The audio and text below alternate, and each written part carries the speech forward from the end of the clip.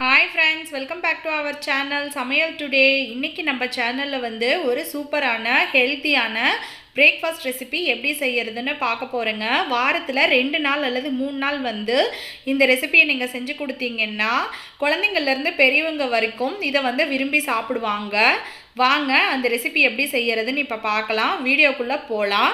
First ஒரு pan எடுத்துக்கோங்க. அதில் 2 ஸ்பூன் அளவுக்கு ஆயில் சேர்த்துக்கோங்க. ஆயில் சூடானதும் 1/2 ஸ்பூன் கடுகு, 1/2 ஸ்பூன் ஜீரகம் சேர்த்துக்கோங்க. கடுகு நல்லா பொரிஞ்சதும் 1/2 ஸ்பூன் அளவு கடலைப்பருப்பு சேர்த்துக்கோங்க. இப்போது காரத்துக்காக ஒரு பச்சை மிளகாயை இந்த மாதிரி சின்னதாக கட் பண்ணி சேர்த்துக்கோங்க. கூடவே கொஞ்சம் கருவேப்பிலை சேர்த்துக்கோங்க. ஒரு பெரிய வெங்காயத்தை இந்த மாதிரி கட் பண்ணி சேர்த்துக்கோங்க. இப்போ வெங்காயத்தை நல்லா வதக்கி விட்டுக்கோங்க. வெங்காயம் நல்லா வதங்கட்டும்.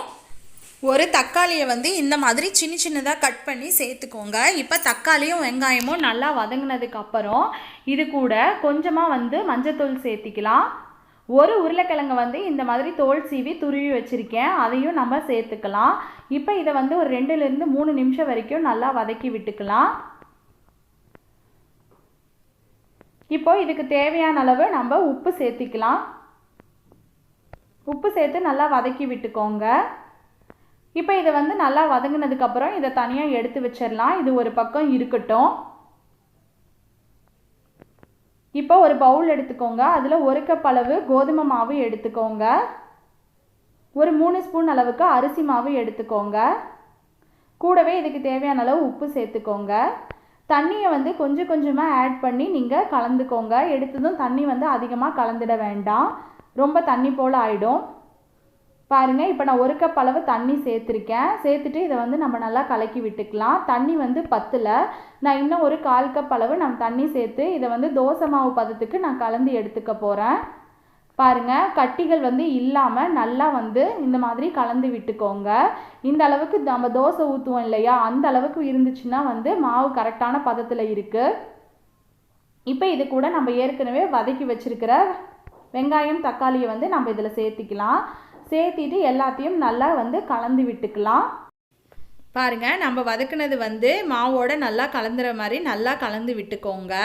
பாருங்கள், இந்த மாதிரி இந்த அளவுக்கு இருக்கணும். இந்த அளவுக்கு இருந்தால் தான் மாவு வந்து நம்ம ஊற்றும் போது நல்லா வரும். இப்போ இது கூட கொஞ்சமாக நறுக்கி வச்சு கொத்தமல்லி தலையை வந்து சேர்த்துக்கலாம். கூடவே வந்து சமையலுக்கு யூஸ் பண்ணுற சோடா உப்பையும் நம்ம சேர்த்துட்டு இதை நல்லா கலந்து விட்டுக்கலாம்.